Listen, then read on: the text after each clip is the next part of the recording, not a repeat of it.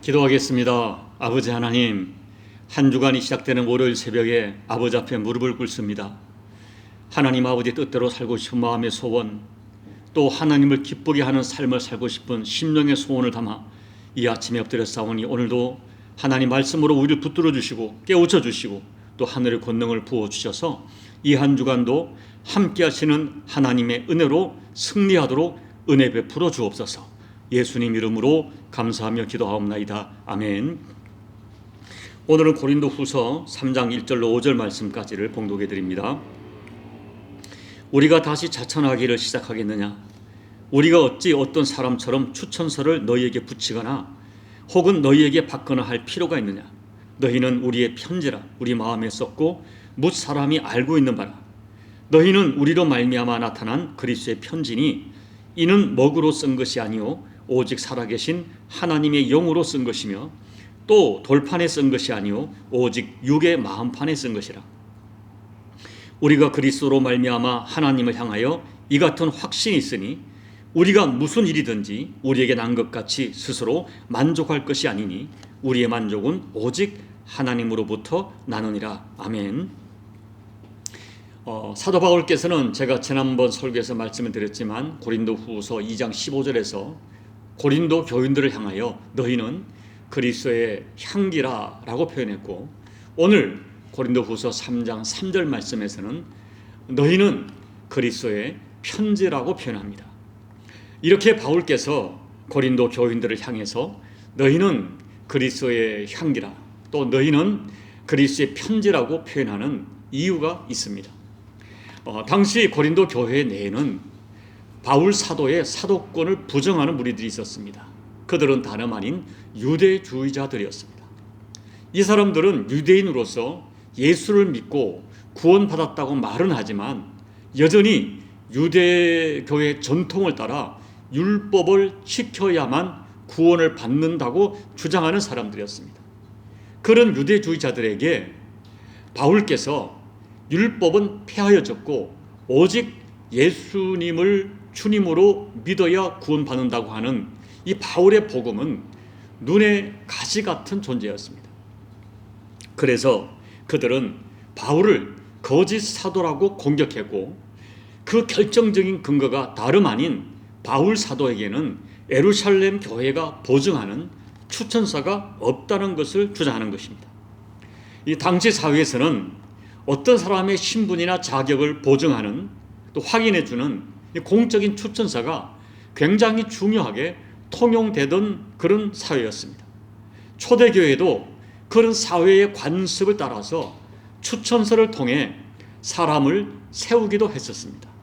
그래서 예루살렘 교회에 유력한 사람의 추천서를 가지고 있으면 그 사람은 어디를 가든지 다른 교회에서 인정해주고 특별한 대우를 받기도 했습니다. 그래서 위조 추천서를 가지고 다니면서 복음을 빙자해서 빌어먹고 다니는 사람도 있었다는 그런 기록이 있습니다.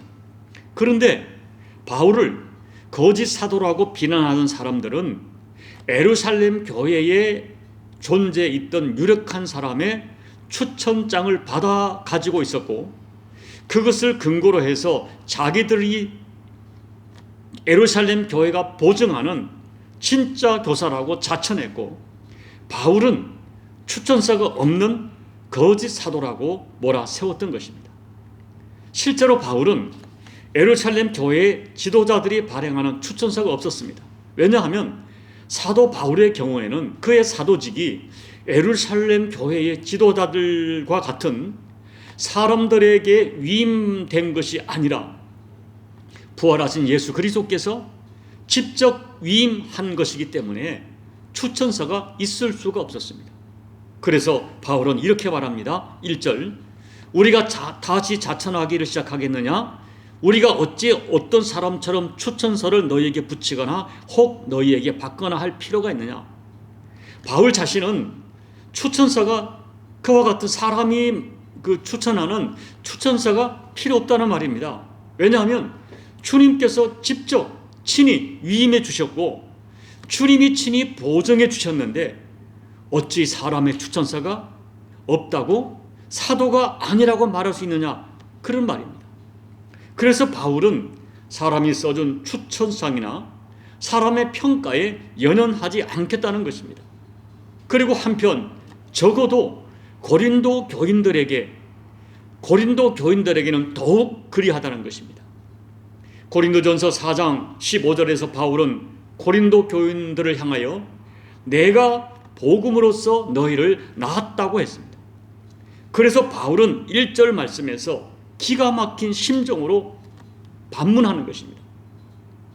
내가 너희에게 다른 사람처럼 추천서를 보여주고 너희들의 인정을 받아야 할 필요가 있느냐는 것입니다. 자기를 낳아서 지금까지 길러준 아버지에게 자식이 추천서를 요구한다면 그것이 말이 되느냐고 반문하는 것입니다. 여기서 바울께서는 기가 막힌 변증을 하십니다. 자, 2절 3절 말씀을 읽어드립니다. 너희는 우리의 편지라 우리 마음에 썼고 무사람이 알고 읽는 바라. 너희는 우리로 말미암아 나타난 그리스도의 편지니 이는 목으로 쓴 것이 아니요 오직 살아계신 하나님의 영으로 쓴 것이며 또 돌판에 쓴 것이 아니요 오직 육의 마음판에 쓴 것이라.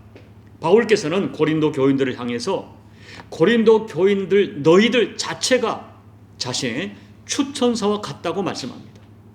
다시 말하면 바울의 전도로 인하여 예수님을 구주로 영접하고 성도가 된 고린도 교인들 그들이야말로 바울의 사도직을 보증하는 가장 확실한 추천서가 된다고 역설합니다. 쉽게 말씀드리면 고린도 교회가 바울의 사역으로 세워진 바울의 사도로서 행한 복음 사역의 열매라는 사실은 누구도 부인할 수 없습니다. 바울은 자기가 목양한 고린도 교인들의 영적 변화와 삶의 변화가 바로 바울의 추천장이라고 말하는 것입니다. 고린도 교인들이 진정으로 예수님을 구주로 영접하여 구원받고 고린도 교인들에게 말씀으로 말미암아서 그들에게서 하나님의 형상이 회복되어 가고 있는 그 변화가 다시 말하면 성령께서 고린도 교인들을 인치신 증거라는 것입니다. 그러므로 이렇게 고린도 교인들이 거듭나고 삶이 변하는 이것이야말로 하나님께서 바울을 사도로 인정하시고 사도로 사용하신다는 강력한 증거가 된다는 것입니다. 그러기에 바울의 추천서는 다른 사람처럼 종이로 만든 종이와 목으로 쓴 것이 아니라 하나님의 영으로 곧 성령께서 고린도 교인들의 마음판에 쓴 추천서라는 것입니다. 오늘 고린도 교회를 향하여 너희는 그리스도의 편지라고 하는 바울의 선언을 통하여 우리가 배우는 교훈은 무엇입니까? 과연 저와 여러분은 예수님을 영접하고 나서 예수님의 편지로 쓰임받고 있느냐? 우리의 가슴 속에는 예수님의 편지로서 각인된 어떤 증거가 있느냐는 것입니다. 여러분을 인도하신 분이나 여러분을 말씀으로 양육하신 분이 여러분을 향하여 당신은 나의 편지라거나 당신은 그리스도의 편지라고 증언할 수 있겠느냐는 것입니다. 여러분, 바울의 논지는 분명합니다. 편지는 소식을 전하거나 어떤 사상을 나눌 수 있는 통신 수단의 하나입니다. 그런데 사도 바울께서는 본문에서 성도를 가르쳐 그리스도의 편지라고 했습니다. 그것은 성도가 그리스도의 소식이나 그리스도의 사상 등을 소유하고 있기 때문입니다. 그리스도에 관한 복음을 소유하고 있기 때문입니다. 그래서 세상 사람들은 다름 아닌 우리 성도를 보고 우리가 믿는 예수님을 알게 되는 것이고 우리가 믿는 복음을 평가합니다. 그렇기 때문에 종교개혁자 마르틴 루터는 이런 말을 했습니다. 그리스도인은 성경을 보고 예수를 믿지만 세상 사람들은 그리스도를 보고 예수를 믿는다. 그렇습니다, 여러분. 이미 믿은 우리는 성경이 하나님의 뜻이 담겨진 사랑과 구원의 편지라는 것을 잘 알고 있습니다. 그래서 성경을 읽고 설교를 들으면서 하나님의 뜻과 하나님의 사랑을 확인하고 감사하고 믿음 생활을 계속해 갑니다. 그렇지만 성경을 알지 못하는 세상 사람들은 그리스도의 편지된 우리를 보고 예수님을 알고 하나님을 알아가는 것, 그것은 너무나 당연합니다. 오늘 바울께서 그리스도의 편지는 먹으로 쓴 것이 아니요 하나님의 영으로 우리 마음판에 새긴 것이라고 말씀했습니다. 성도는 그가 예수 그리스도를 구주로 영접한 순간부터 그 마음속에 하나님의 영, 성령이 계시기 때문에 자연스럽게 그리스도의 편지가 되는 것입니다. 사람이 종이 쓴 편지는 세월이 흐르면 자꾸 흐려지고 낡아지기 쉽지만 성령 하나님께서 사람의 마음판에 새긴 편지는 영원히 사라지지 않고 오히려 날로 새로워지는 것입니다. 그리고 성령님의 도우심으로 내 안에 쓰여진 예수님의 편지를 주변에 드러내는 삶을 살게 되는 것입니다. 그렇게 내 안에 계신 예수님의 편지를 따라 복음을 전하고 선한 삶을 살고 거룩하게 살고 진실하게 사는 것을 볼 때에 세상 사람들은 우리 안에 계신 예수님이 어떤 분인가 알게 된다는 의미에서 우리를 그리스도의 편지라고 부르는 것입니다. 한편 너희가 그리스도의 편지라고 했을 때는 오늘 본문의 또 하나의 의미는 편지는 하나의 추천장일 뿐 아니라 그리스도 예수의 신임장을 뜻합니다. 성도들은 그리스도 예수의 신임장 자체입니다. 예수님께서 직접 말씀하셨습니다. 마태복음 5장 14절 16절 너희는 세상의 빛이라 산 위에 있는 동네가 숨겨지지 못할 것이요 사람들의 등불을 켜서 말 아래 두지 아니하고 등경에 두나니 그 이름으로 집안 모든 사람에게 비추느니라. 이같이 너희 빛이 사람 앞에 비치게 하여 그들로 너희 착한 행실을 보고 하늘에 계신 너희 아버지께 영광을 돌리게 하라. 주님께서는 우리를 이미 빛이 되라고 말씀하신 것이 아니라 너희는 세상의 빛이라고 우리를 신임해 주십니다. 그리고 너희 빛이 세상에 비치게 하여 너희의 그 빛된 행실을 보고 하늘에 계신 너희 아버지께 영광을 돌리게 하라고 말씀합니다. 베드로전서 2장 12절에서 베드로 사도는 말씀합니다. 너희가 이방인 중에서 행실을 선하게 가져 너희의 악행한다고 비방하는 자들로 하여금 너희 선한 일을 보고 오시는 날에 하나님께 영광을 돌리게 하려 함이라. 여러분, 성도들은 그리스도 예수의 신임장입니다. 주님이 우리를 신임해 주셨습니다. 우리를 세상을 향한 예수님의 대사로 세워주셨습니다.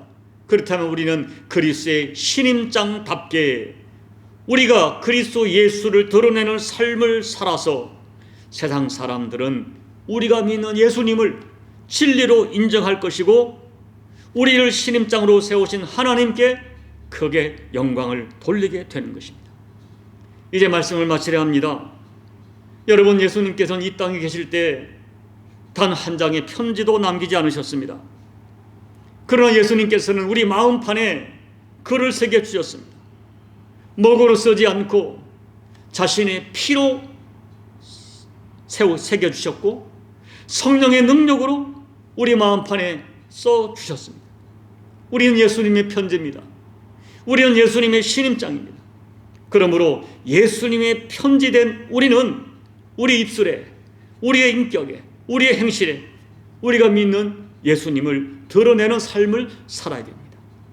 그래서 세상 모든 사람들이 우리를 보고 우리 안에 계시는 예수님을 읽을 수 있도록 그리스도 예수의 편지가 되어서 세상을 살리는 사명적 인생을 능히 감당하시는 저와 여러분이 꼭 되시기를 예수님 이름으로 축복합니다. 아멘. 우리 찬송가 518장을 찬양하겠습니다. 기쁜 소리 들리니 예수 구원하신다. 만민에게 전하라. 예수 구원하신다. 주님 명령하시니 산을 넘고 물 건너 온 세상에 전하라. 예수 구원하신다. 받아들라 외쳐라. 예수 구원하신다. 모든 죄인 들으라. 예수 구원하신다. 모든 소마 일어나 메아리 쳐 울려라. 복음 주의 복음은 예수 구원하신다. 환난 중에 하는 말 예수 구원하신다. 다시 살아나시오. 예수 구원하신다. 지은 죄로 인하여 슬픈 마음이 있어도 숨질 때에 내 할 말 예수 구원하신다. 바람들아 외쳐라.